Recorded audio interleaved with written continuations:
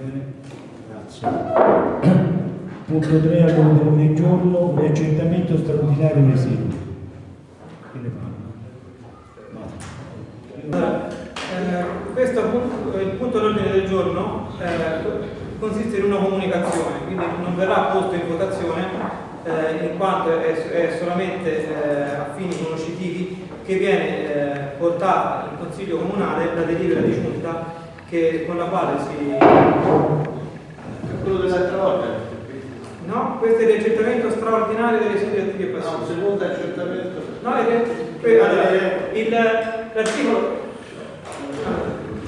l'articolo 7 del decreto legislativo 118 del 2011 prevede che i comuni debbano, a seguito subito dopo l'approvazione del conto consuntivo del rendiconto per il 2014, approvare un riaccertamento straordinario dei residui per riarmonizzare, diciamo così, la normativa vigente fino al 31/12/2014 in merito all'effettuazione degli impegni e degli accertamenti delle spese e delle entrate a dei nuovi principi che sono molto più stringenti. Infatti con i nuovi principi praticamente andranno a sparire i residui e verranno quasi tutte le operazioni verranno gestite solamente in termini di competenza. Faccio un esempio perché soprattutto per far capire ai consiglieri che hanno già una qualche esperienza di amministrazione. Fino al 31/12/2014 a me questa qui non l'ho capita, non lo dico per me. No, lo dico per tutti.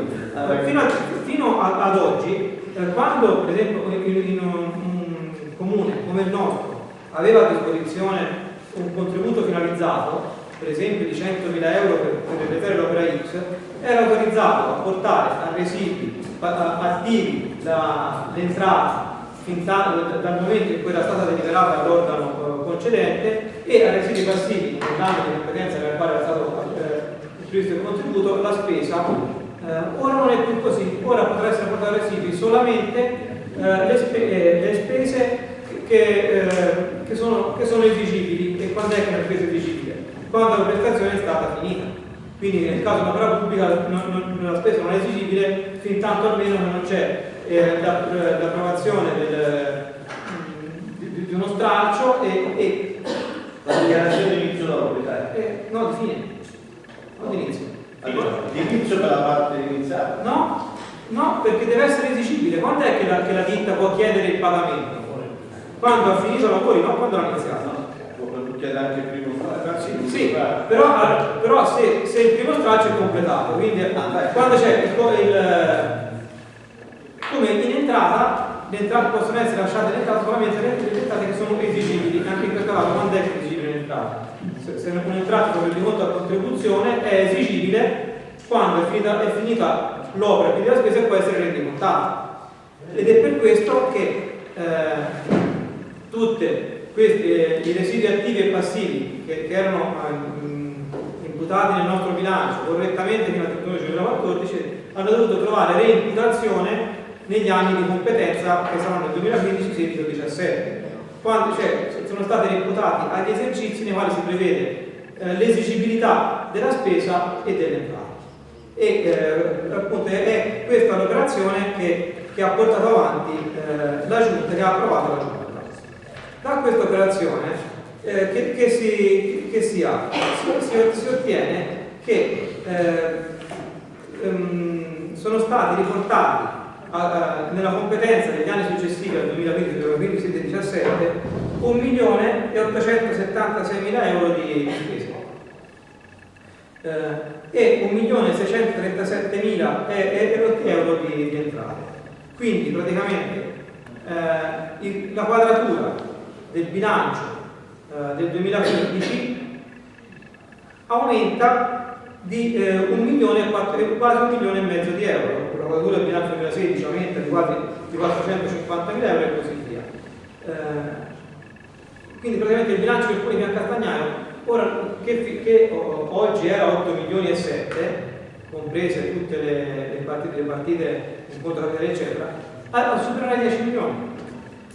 Ma questo non perché si prevede di fare cose in più, perché per motivi squisitamente tecnici sono stati riportati negli anni di competenza le varie opere che erano previste a residui. Questo è quanto.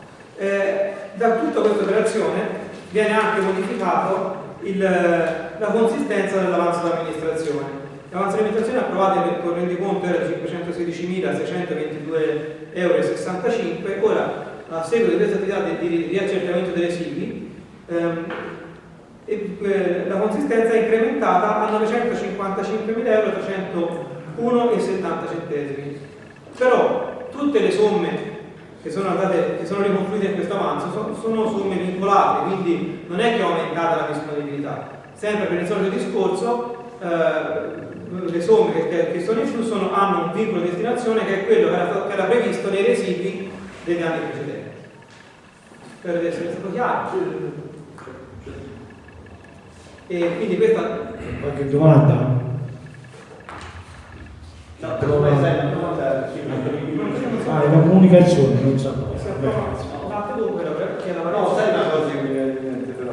Quando è entrata, diciamo, queste cose, queste cifre nel bilancio triennale, poi a scorrimento va anche su quello del 16, 17, 18 e poi altra volta, diciamo, non è che una volta che si è entrati in questo tunnel, diciamo così, devono essere definite via dei. No, possono essere sempre modificati, nel senso, se io l'ho previsto, faccio un esempio specifico, tanto per dirci che siccome nel piano delle opere pubbliche il completamento della riqualificazione del parco di 3 case, che prima era finanziato quasi tutta a residui praticamente, per 200.000 € 250 residui, si è riportata a competenza, quindi quest'anno avremo nella competenza 2015 250.000 €. I residui non sai che significa, sì, che l'amministrazione deve essere più efficiente nella sì. No, comunque, diciamo così, a mio avviso questa operazione è nata perché così, non essendoci più residui, diminuisce il debito pubblico. Perché il debito pubblico è costituito da residui, quella apparente, gli cambi il nome, non è più residui e domattina l'Italia avrà 90 miliardi, 100 miliardi di debito pubblico. Nel 1970 eliminano gli spazzini e tiravano fuori gli operatori ecologici. Ci può essere 2 anni per capire che si tratta. Vabbè, allora questa è una presa d'atto, invece andiamo al punto 4, operazioni bilancio. Questa non è altro che l'applicazione in bilancio della delibera che abbiamo visto ora. Però questa va votata perché costituisce una variazione al bilancio che abbiamo appena approvato. Chi approva? Immediatamente esecutiva? Chi è io non lo approvo. Contro? Immediatamente esecutiva. Modifica articolo 7 del regolamento edilizio, interventi manufatti temporanei stagionali, approvazione. Questa è una piccola modifica al regolamento edilizio che non è sostanziale, per cui si poteva fare, per sanare quello che era il problema di qualche esercizio pubblico del centro storico di Pian Castagnaio, e quella pedana che ogni anno doveva essere presa, rimossa per magari 2 mesi, rimessa, eccetera. In questa maniera si fa in maniera che possa rimanere, che può essere levata però su richiesta dell'amministrazione per esigenze comprovate in qualsiasi momento, può essere richiesta di rinnovo ogni anno e quindi mantenerla per necessità di questi esercenti, non pagano nulla perché il suolo pubblico si era già levato, quindi mentre prima era obbligatorio smontarla, rimontarla, la fideiussione, quindi è un'agevolazione quindi abbiamo dovuto fare la modifica, c'è anche il parere favorevole dell'ufficio artonistico, che approva all'unanimità, anche questo è immediatamente eseguibile perché la stagione benissimo. Mentre punto 6, anche questo è un regolamento comunale di simulazione del turbante di frutti speciali, approvazione, mi vuole spiegare Ennio, non me lo dico, l'ho portato anche ieri sera. Questa è una in sostanza un aggiornamento di una delibera che c'era nel Dobbiamo fare per consigliare con tutti, nel 1998 e riguarda tutta quella parte di rifiuti. Allora, rifiuti solidi urbani si dividono in due categorie: quelli che provengono dall'abitazione, dal domestico, e quelli che vengono invece da attività di tipo diverso. Quelle che vengono, il rifiuto che viene da attività non abitative viene considerato rifiuto speciale. Il rifiuto speciale che si dividerà poi in quello nocivo e non nocivo. Quindi tutte le aziende che producono un rifiuto non potrebbero, se questo non si assimila al rifiuto solido urbano abitativo, non potrebbero andare a buttare nel secchio dell'immondizia normalmente. Quindi c'è una elencazione da parte del Ministero dell'Ambiente di una serie di rifiuto che può essere assimilato a quello urbano. C'è un'altra differenza che viene considerata, che le aziende, le attività produttive, i bar, esercizi commerciali, anche artigianali, per quantità, e è stato previsto nel regolamento che fino ai 1000 metri quadrati di attività il rifiuto è ancora pagabile e computabile secondo la tassazione normale. C'è però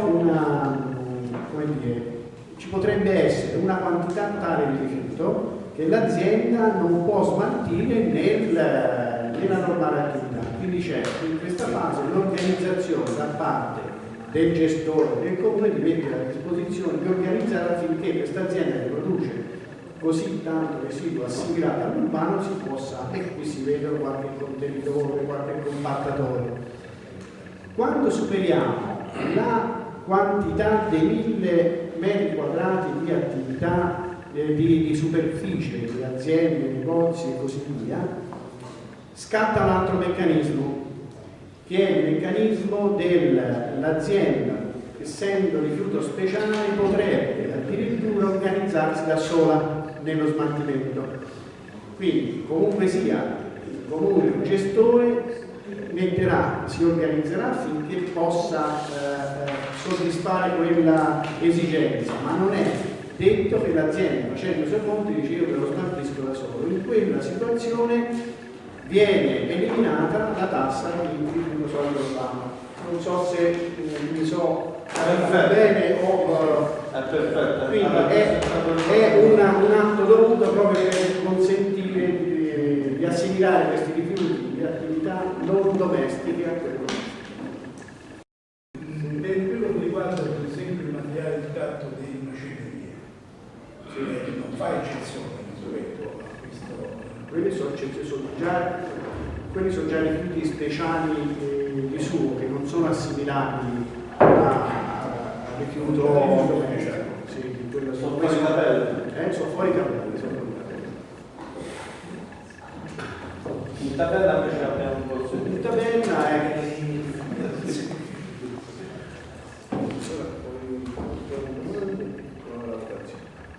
Ci sono delle domande? Pongo in votazione. Se non ci sono domande, pongo in votazione. Punto 6 all'ordine del giorno. Chi vota a favore? Unanimità. Allora, la prossima volta vi prego, Luciano Baffoni, mi viene a dare, si vede che mi sono un po' invecchiata anch'io, chiederò l'aiuto, ti metto qui accanto, mi dà una mano a fare consigli comunali, al posto di pasta ci metto a te. Sono contento, così faremo il 30% di segretario comunale. Grazie, così faremo il 30% di tuo, mi sa che siamo in maggioranza assoluta. Dai. Arrivederci.